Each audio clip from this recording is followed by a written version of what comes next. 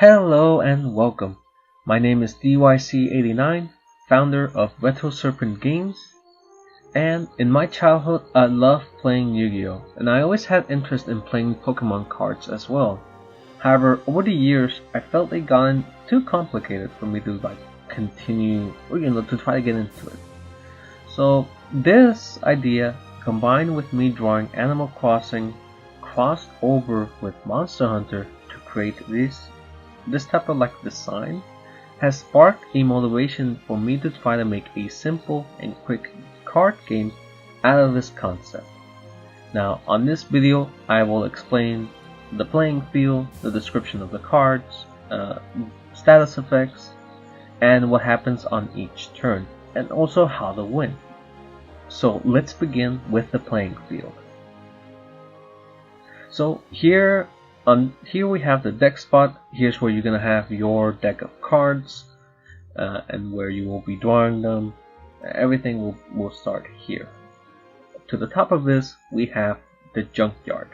Now in Monster Hunter games, when you have a combination of items, you may at times create junk.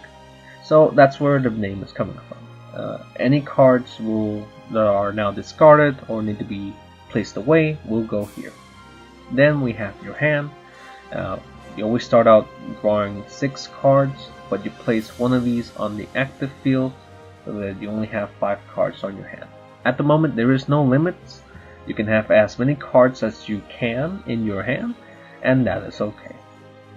Then we have the active field, which has 4 spaces, and below that this is the support field, which also has 4 places, but any cards placed here will be attached to the card that's above it. There are some exceptions, and we'll get to those later. And to the far left we have the Moxie spot. Now this is basically the life points. At the moment you can only place 2 Moxie cards here, and whenever one of your active cards is defeated, you draw one of those Moxie cards into your hand. This has to do with the winning conditions, which I'll get to later. Right now let's look at the card types. So first let's start with the active cards, which are divided into 3 categories: a monster, a hunter, or a palico. Now for the sake of this video, let's look at a monster card and explain what we're seeing. To the top left we will find the rarity of this card. Now rarity goes from 1 to 10 stars, and this defines the limits on that card. For example, stars 1 through 4 take up only 1 space in the active field, which, as I mentioned, there's only 4 spaces, and you can have 5 of the same card. In this example we can have 5 pink Rathians if we wanted. Next up is 5 to 7 rarity, and these take up 2 spaces, meaning you can only have 2 of these in the active field, and you can only have 3 of these same cards on your deck. Then we have 8 to 9. These take up 3 spaces, meaning you can only have 1, and then the last space will have to be taken by a 1 to 4 rarity card, and you can only have 2 of the same card. Lastly, it's the rarity 10, and these take up all 4 spaces, and you can only have 1 of these cards. But let me be a little bit more specific. This means you can only have 1 rarity 10 card for each of the 4 card types, which is the health, and the support cards comes in 3 varieties, which is active, health, and support. Next up, to the top right, we have the total amount of health points. Once this card has received damage that is greater or equal to this amount, this card is now defeated, which is then sent to the junkyard, and then you must draw 1 Moxie card and place it on your hand. To the middle right we have the defense value of this card. I will go into details of this when I go into the turns, but for now let's continue. To the middle we have the name of our monster and their description. This description is taken from the Monster Hunter stories, and also like what type of species there are. They usually play no part in the rules, it's just a nice little detail to add. To the middle left, we see the attack. However, you may have also noticed there's other attacks listed below. This is because this attack is just a regular non-elemental attack, and the below things are the unique skills attacks this card has. Sometimes it may be better to just use this regular attack over the unique skills, and I'll go into a little bit detail on why. Now below this we will find the elemental attack. For now, this is just mainly to define the primary element of this card, meaning the pink Rathian is like a fire type monster. At the moment it has no real meaning, but this might change later on. Next to that, we have the elemental resistance. Now this one is important because here we can see that the pink Rathian takes double damage from a dragon attack. And let me give you some examples for the rest of these. If she is hit with a 30 damage dragon attack, this means that she will take 60 damage. If she takes 30 damage from a thunder element, this attack will instead be 40. Now I know that technically, since it's 1.5, it should actually be 45. But please note that all damage values must be multiples of 10. So any odd numbers, example like 12, 45, 75, must have that second digit reduced to 0. So that's 10, 40, and 70, and so on. And lastly, if she's hit with the fire damage, that will only do half. So in that example before, let's say 30, it would once again be 10, because it should have been 15, but it's then reduced to 10. Just as an example. Now with that explained, let's go over the support cards. Now I already mentioned its health, damage, and equipment, but let me be more specific. These are color coded. The green is for health, which these are meant to be used to remove a status effect or to heal damage. The color red is for the damage cards, which can either directly cause a status effect, deal damage, be placed face down as a trap, and attached to one of the active cards, which can then be activated via a battle phase or force the opponent, or another type of damage card is to force the opponent to throw cards into the junkyard. Lastly, we have the blue cards, which are for equipment. These are used to increase the attack or defense of an active card, and maybe even grant a new attack, which will be specified on the cards themselves. Now, to give more information, once per turn you can only use one equipment card, which as mentioned will be attached to one of your active cards of choice. As of the moment, I don't really have a limit of equipment, but generally I think I'll just leave it as one equipment card per active card. Then, if the active card is defeated, any equipment cards attached to this will also be destroyed. And then, you either only use one health or one damage card. This is to add strategy to the game. Do I go for healing or an offensive approach to ensure my victory? With this explained, it is time to go to the status effects that I have been mentioning with the previous ones. Now, these status effects last up to 3 turns, and these are, beginning with poison and deadly poison. For poison, at the end of each turn, the affected card will take 10 damage. Specific monsters have a powerful version of this poison, and that's called deadly poison. And how it changes that is, at the end of the turn, they take 10 damage for the first time, and then 20 damage on the second time, and then 30 damage on the last turn. So this can deal up to 60 damage if it's not cured.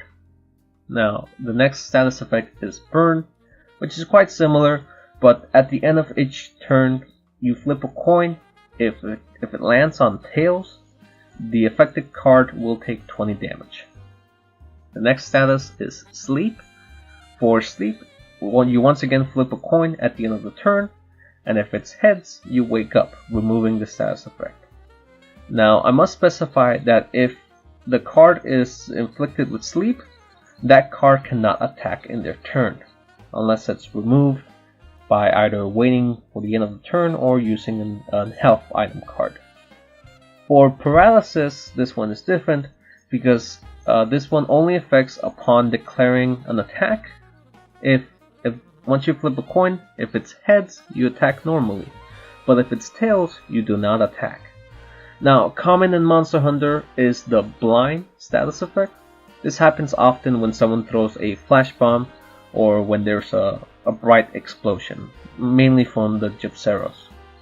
For this one, you also flip a coin upon declaring an attack, and if it's heads, you attack normally. But if it's tails, you deal 30 damage to that active card. Now, as you notice, these are all very damaging effects, but let's go over a couple more details. As an example, let's say I use Pink Rathian's Poison Spike and get the poison status effect, because I do have to flip a coin, since that's how it's described on the card. Now, nothing happens at the end of my turn when I inflicted that. Instead, on my opponent's turn, they have the chance to use a health card, which is Antidote, to remove that poison. Because if they don't, at the end of their turn, they will take that poison damage. Then they will take the poison damage at the end of my turn. And finally, they have one last chance to be able to remove it with an item, because if they don't, at the end of their turn, they will take the damage one last time, and after that, the effect is removed. Now, with all that covered, let us begin through how a game would start. So first, you will place 2 special Moxie cards to the respective field. Now, I say that they're special because these are separate from your deck and have unique support cards only available through these Moxie card system. Now, at the moment, I do say it's only 2. I may increase it to maybe 3 or up to 4, depending on how fast these games last. I do want these games to be quick and take at less than 50 minutes. Anyway, so and the purpose of doing that is to give you a fighting chance every time you have to pick a Moxie card, to give you a chance for a comeback. But once those are placed, all players draw 6 cards, and they must have at least 1 active card so they can place it on the active field on a defense position, which is horizontal, and they must be facing down. If you draw a hand that, for stroke of bad luck, doesn't have any active cards, show this to your opponent, confirm that you don't have any, and then reshuffle your deck and try again. So once all Moxie cards are placed and a single active card is being placed in a defense position face down, flip a coin to decide who goes first, and then you begin the game.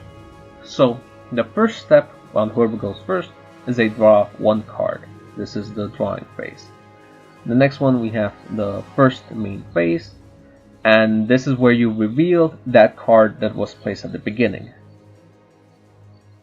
which you selected whichever you wanted. From this point on, any new active cards that are placed on the field must all be faced up. You can also decide to change, because you place it on defense, so you can change it to attack if you want, and then you can place down another active card from your hand. However, since this is the first turn, this card cannot attack if you're going first. After that, you can place an active card again, and they can attack on that same turn. You can use, as mentioned before, a health card, place an equipment card on one of your active cards, and finally either use a damage card if you decide not to use a health card, or attach one of these damage cards face down on one of your active cards. This is because in Monster Hunter there's things like Pitfall and shock traps that can be used to help your active card in avoiding damage. There's also going to be another special type of damage cards, which the purpose of them is to interrupt an attack. With all of that said and done, we have the battle phase. Select the active card you wish to attack with, and then choose who you wish to attack on your opponent's active field. If your opponent has placed a damage card face down, they must announce they will use it before the damage calculation. Otherwise, it will just be considered that they're saving it up for another situation or for later. If you attack an opponent's card that is in the defense position, if their defense is higher than your attack, calculate the difference and damage the attacker. For example, if I have an attack of 40 versus a defense of 50, I will take 10 damage. However, if my attack is higher, the same is applied for the defender taking damage. So if my attack is 50 and their defense is 40, then that defending card takes 10 damage. Now, if we're both in an attack position, then this is a direct damage equal to the attack amount of the move that I use. In this case, I just use Pink Rathian's regular attack, which is 40, so my opponent's card will take 40 damage. Now, as stated before, once I have dealt enough damage and the amount is greater or equal to their HP, that card will be destroyed alongside any equipment or face down damage cards that were placed on it, which I assume will be quite rare because they will probably want to use those damage cards unless the specified effect does not trigger in the battle phase, which can be common. There's going to be a lot of cards obviously being made, so for balance purposes, that's how it's made. Next up, we have main phase 2. Now, with all battles now finished, this phase is to place any active cards, health, equipment, or damage cards on the field if for whatever reason they weren't placed on main phase 1. Also, any cards that didn't participate on the battle phase can still switch positions in this phase. So if you had a card on attack position, but you didn't want to risk attacking anything, or there was nothing for you to attack without like having consequences, then you can switch into defense. Now for the end phase, finally at this point any status effects is applied here. Now just to mention again, remember that if the defender got poisoned on my turn, like on my battle phase, or if I use a damage card, they do not take damage on my end of the turn. Instead, this process is done on their ending phase. This is so they have that chance to either heal it up with an item, or to prevent further damage. With that said, that's all of the rules. Here's on how to win. When you take down an opponent's active card and they no longer have any Moxie cards to draw, you win. If your opponent begins their turn with 0 cards left on their deck, you win. This can happen because of the damage cards I mentioned directly affecting the opponent's deck. And that is all. Keep in mind this is just a prototype concept. Many changes and additional rules may need to be added. For example, I didn't quite got into what happens if you attack an opponent that has an higher attack than you. I assume this wouldn't happen because no one would do that. But I guess if the situation does happen, well, it would just be inverted. You attack someone with 40, they have 50, so you don't deal damage, and those 50 get dealt to you. At least for now, that's how I'm going to treat it.